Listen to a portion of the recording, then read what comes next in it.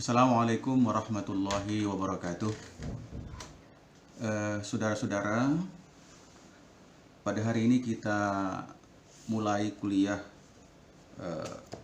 filsafat hukum Islam. Ya. Mata kuliah ini merupakan mata kuliah yang diajarkan pada semua jurusan di Fakultas Syariah dan Hukum, dikarenakan mata kuliah ini dimaksudkan untuk memberikan bekal ya kepada saudara-saudara mahasiswa untuk memiliki kemampuan di dalam memahami, ya, merumuskan dan menganalisis hukum Islam secara filosofis. Oleh sebab itu, nama mata kuliah ini disebut dengan filsafat hukum Islam. Materi yang ada di dalam mata kuliah ini nanti akan saya sampaikan dan bisa saudara akses di aplikasi e-learning. Saya akan upload silabusnya ya. Atau juga nanti saudara bisa saya kirim melalui melalui WA grup kelas saudara ya.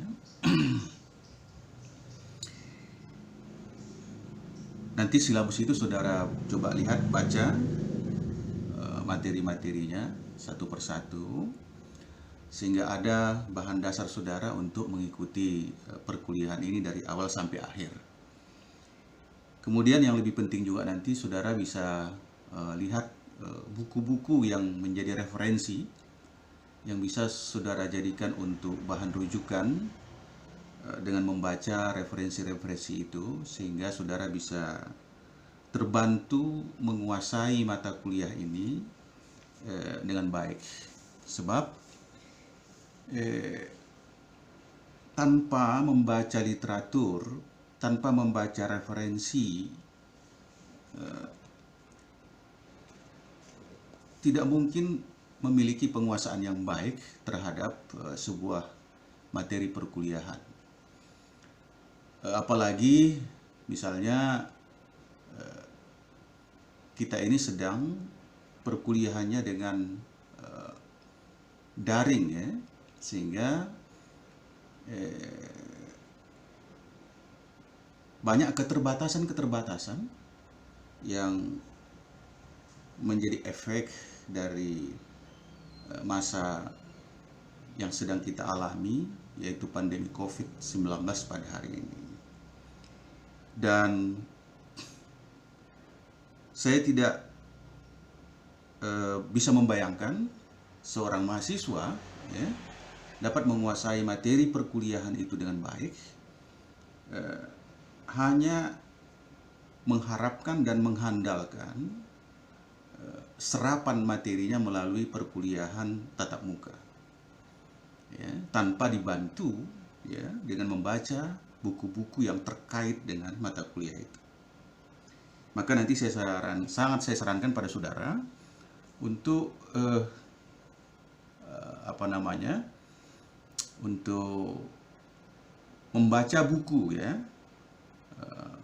boleh melalui berbagai macam tulisan-tulisan para ahli yang berkaitan dengan mata kuliah ini, melalui jurnal atau buku. Kan sekarang ada juga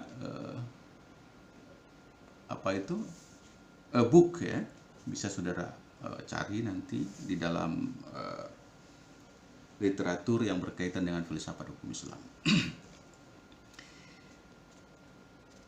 Itu yang berkaitan dengan silabus ya. Kemudian yang berkaitan dengan materi kuliah ini, tentunya kita akan melaksanakan kuliah seperti biasanya, mulai dari pertemuan pertama sampai pertemuan terakhir. sebanyak 16 kali pertemuan ya, dan di antaranya nanti ada ujian tengah semester dan ujian akhir semester. Seyogianya perkuliahan ini kita lakukan melalui aplikasi e-learning. Nanti di sana bisa saudara akses ya, materi-materi yang saya berikan.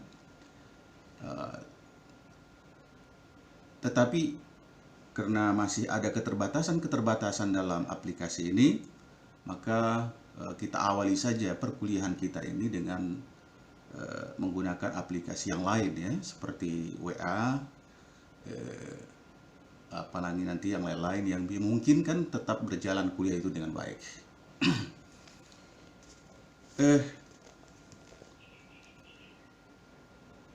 Pada hari ini kita mulai saja materi yang pertama, yaitu pengertian filsafat hukum Islam, ya. Kemudian objek kajiannya dan kegunaan filsafat hukum Islam. Saudara-saudara,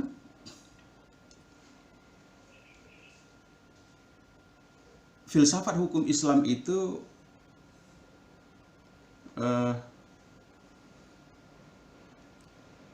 memiliki 3 terminologi pokoknya ya. Di sana ada filsafat, di sana ada, bahwa filsafat hukum Islam itu memiliki 2 terminologi pokok ya. Ada di sana kata filsafat dan di sana juga ada kata hukum Islam. Nah, hukum Islam itu sendiri ada 2 kata di dalamnya, yaitu hukum dan Islam. Filsafat hukum Islam yang pertama itu untuk mengetahui apa yang dimaksud atau apa pengertian dari filsafat hukum Islam, maka kita harus mengetahui 2 terminologi pokok itu, yaitu apa yang dimaksud dengan filsafat dan apa yang dimaksud dengan hukum Islam ya. Saudara, filsafat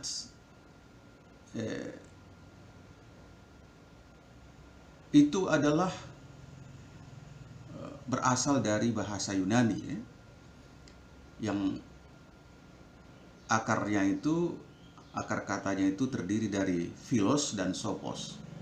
Sekiranya ini sudah pernah saya jelaskan juga ya ketika kita perkuliahan dalam filsafat hukum, yaitu filsafat hukum yang konvensional ya. Sekarang ini filsafat hukum Islam.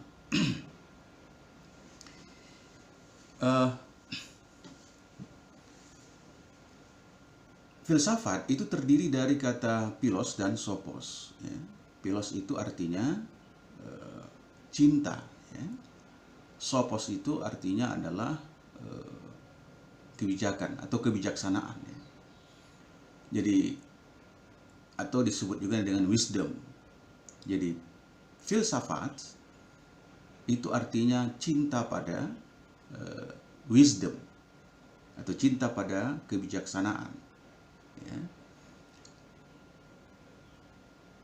Jadi apa isi daripada wisdom atau dari kebijaksanaan itu adalah sesungguhnya kebenaran yang hakiki. Jadi filsafat itu pada hakikatnya adalah cinta pada kebenaran yang hakiki.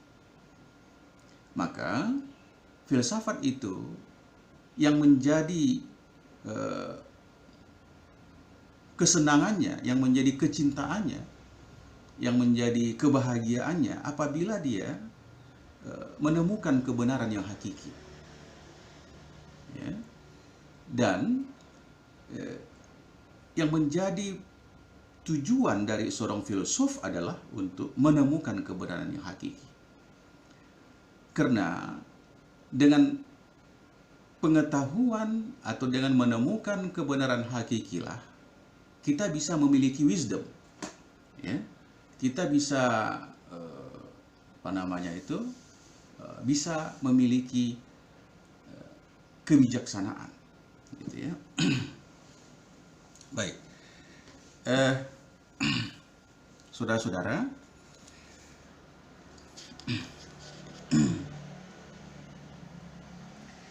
nah hukum Islam, kalau saudara misalnya ditanya apa yang dimaksud dengan hukum Islam, ya, apakah kata hukum Islam itu pernah saudara temukan sebutannya atau kalimatnya di dalam Al-Quran?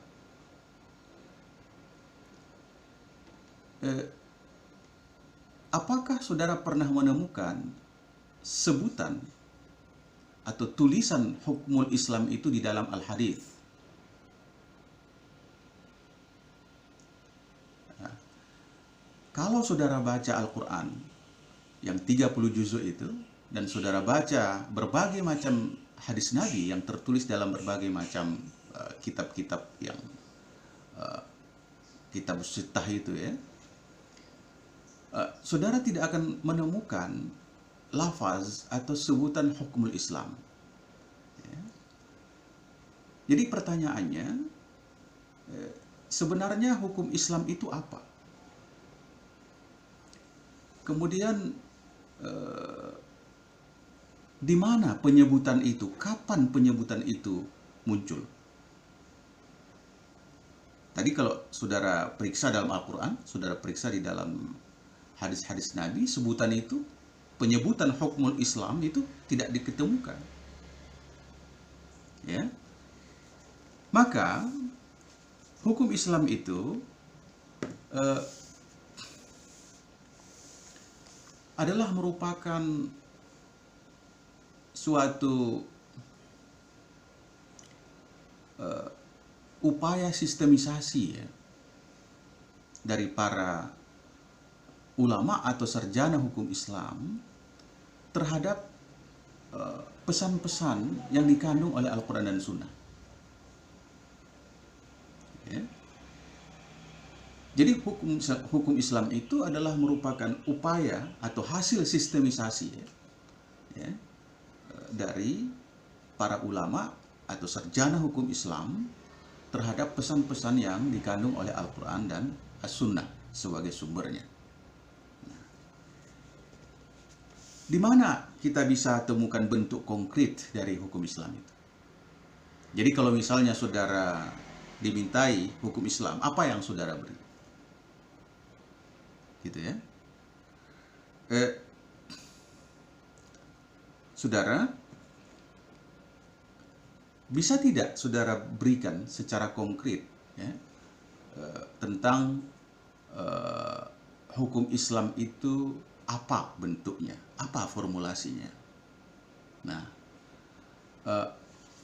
tentu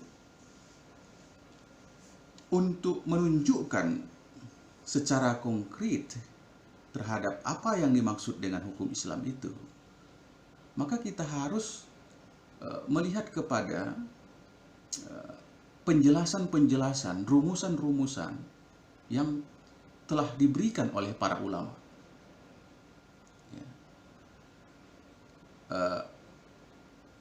Maka dalam hal ini kita harus memahami apa yang dimaksud dengan kata hukum, ya, dan apa yang dimaksud dengan Islam, dan apa yang dimaksud dari dua gabungan, ya, dua kata itu sebagai sebuah terminologi.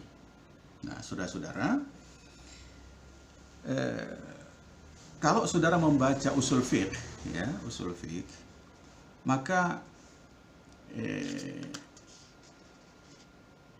kata hukum itu nanti saudara lihat, ya, di dalam kitab usul fiqh, misalnya di dalam kitab usul fiqh yang disusun oleh Abdul Wahab Khalaf misalnya, atau di dalam kitab usul fiqh yang disusun oleh Wahbah Az-Zuhaili misalnya, ya, dan lain-lain, banyak sekali kitab usul fiqh, bahwa hukmun itu secara etimologis, ya, atau lughatan, itu adalah artinya itsbatu amrin li amrin au nafyuhu anhu. Ya. Artinya bahwa hukum itu adalah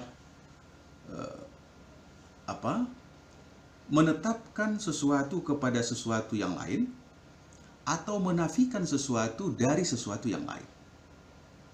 Ya. Nah, itu yang disebut dengan hukum. Nah, maka hukum Islam itu adalah sesuatu yang ditetapkan, ya,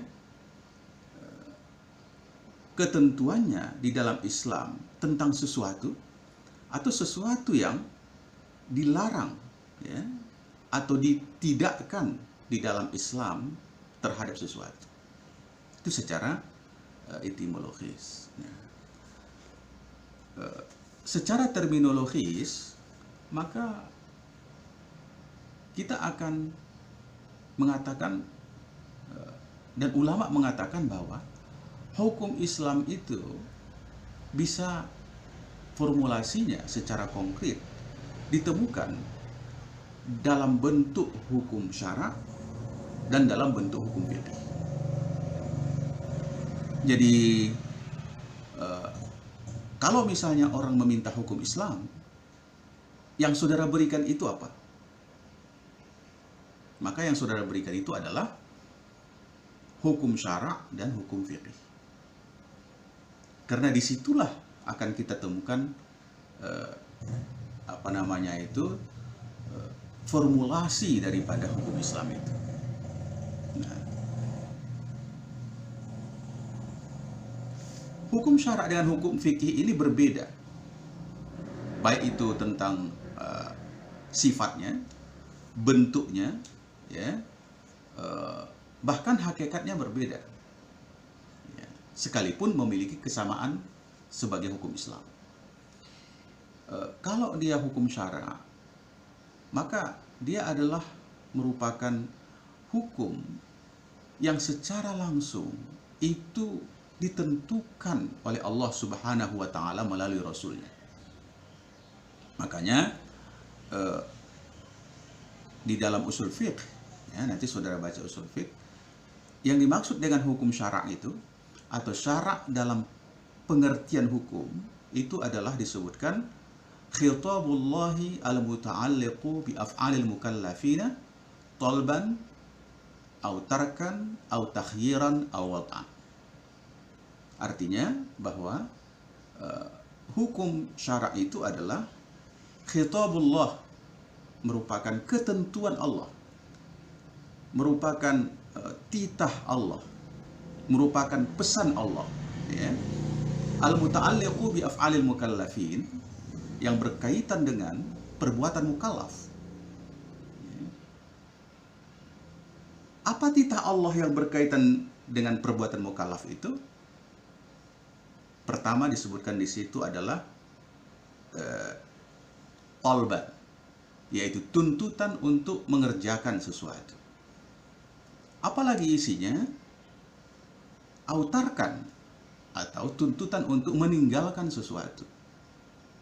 Autakhyiran, atau memilih untuk melakukan sesuatu atau meninggalkan sesuatu. Awad'an, atau yang bersifat wad'ani. Ya. Saudara-saudara, jadi hukum syara' itu adalah merupakan pesan Allah, ketentuan Allah, titah dari Allah. Apa isi titah itu? Apa isi pesan itu?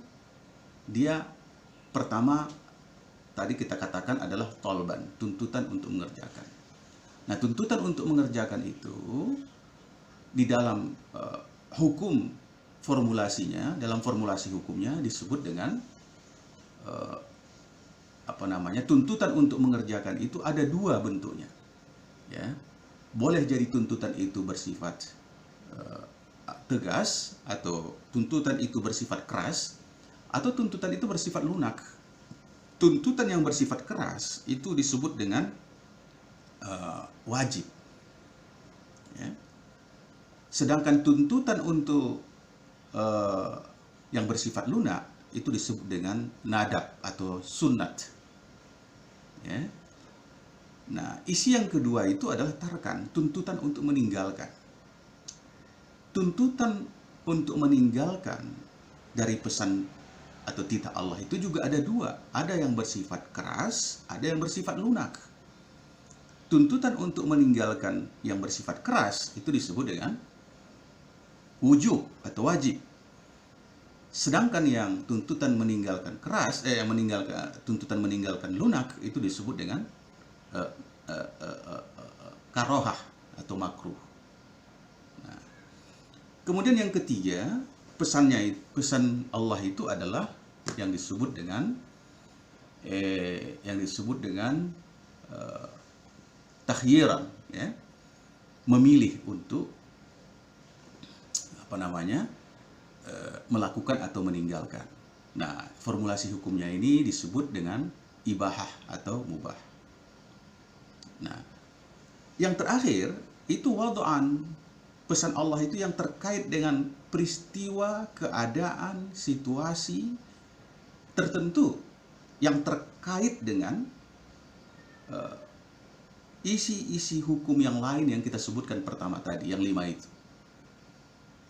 Makanya di dalam usul fiqh, jadi hukum syara' itu bisa dibagi menjadi 2. Ada yang disebut dengan hukum syara' itu yang disebut dengan hukum taklifi, ada yang disebut dengan hukum wad'i.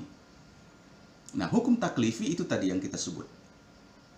Wujub, nadab, tahrim, karohah, dan ibahah.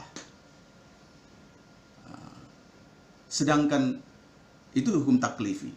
Sedangkan hukum wad'i itu adalah dalam usul fiqh disebut dengan ada as-sabab, ada asyarat, ada al-mani', ada al-azimah, ada ar-rukhsah, ada as-sihah, ada al-butlan. Ya, nanti saudara baca usul fiqh kembali untuk bisa lebih memudahkan saudara memahaminya. Jadi hukum syara' itu bisa dibagi kepada 2. Ada hukum taklifi dan ada hukum wad'i. Hukum taklifi itu tadi yang tolban, atau tarkan, atau takhiran. Ada yang wajib, ada yang wujub, ada yang nadab, ada yang tahrim, ada karohah dan ibahah. Sedangkan yang kedua itu adalah hukum wad'i yang disebut tadi dengan asyarat, as-sabab, al-mani', rukhsah, dan lain-lain. Nah, hukum wad'i ini adalah sebuah keadaan, ya, pesan Allah yang berkaitan dengan suatu keadaan, peristiwa yang mengiringi tentang pelaksanaan dari hukum taklifi. Ya, contoh misalnya, Allah mengatakan aqimus shalah, itu khitabullah. Ya. Apa pesan Allah pada ayat itu? Dirikanlah salat. Hukum apa yang diperoleh dari lafaz aqimus shalah yang difirmankan Allah itu?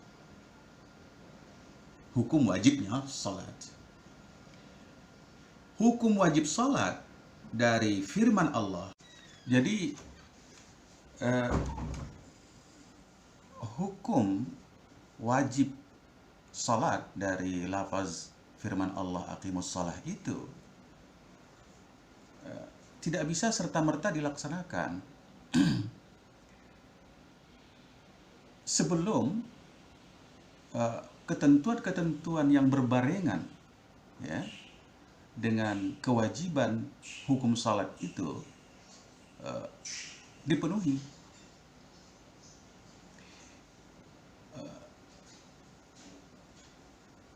Misalnya begini, tadi kita katakan bahwa dengan kalimat firman Allah aqimus shalah, maka kita bisa menemukan ketentuan hukumnya adalah wujubus shalah. Tetapi tidak serta-merta kita bisa salat sekarang ini langsung takbir Allahu Akbar. Ya. Harus ada peristiwa, keadaan yang mengiringi wajibnya salat itu. Apa itu? Tentu kita harus terlebih dahulu bersuci. Ya. Wudu. Bersuci atau wudu itu adalah merupakan sebagai asyarat dari wajibnya kita melaksanakan sholat. Ya, jadi syarat itu adalah merupakan salah satu hukum wadha'i karena dia merupakan ketentuan dari Allah yang merupakan sesuatu peristiwa yang dilakukan untuk mengiringi terhadap berlakunya hukum wajib salat itu kepada manusia. Ya. Itu hukum wadha'i. Contoh hukum wadha'i yang lain adalah kita sudah misalnya ya sudah wudhu, sudah bersuci, suci dari hadas besar dan hadas kecil, tetapi apakah pada jam saat ini ya, jam 16 ini sudah wajib kita melaksanakan sholat maghrib? Tentu tidak. Tidak wajib melaksanakan sholat maghrib pada saat ini. Kenapa itu? Karena peristiwa yang mengiringi wajibnya sholat maghrib itu belum berbarengan, belum hadir. Ya. Kapan berlaku wajib sholat maghrib? Setelah masuk waktu maghrib, yaitu ghurubus syams. Maka ghurubus syams atau tenggelamnya matahari itu adalah merupakan as-sabab adanya hukum wajib sholat maghrib. Maka dia as-sabab itu disebut sebagai hukum wadha'i, sebagai sesuatu yang mengiringi keadaan peristiwa yang mengiringi adanya berlakunya dari kewajiban sholat maghrib itu. Begitulah seterusnya, ada mani', ada rukhsah dan seterusnya, bahwa itu merupakan hukum wadha'i berupa peristiwa, keadaan, situasi ya, yang mengiringi ya, pelaksanaan terhadap hukum-hukum taklifi yang telah kita sebutkan tadi. Baik saudara-saudara ya, saya kira kita sudah menjelaskan tentang apa itu hukum Islam, ya, apa formulasinya itu, sehingga bisa kita pahami secara konkret. Hukum Islam itu formulasinya secara konkret yang pertama tadi adalah hukum syara'.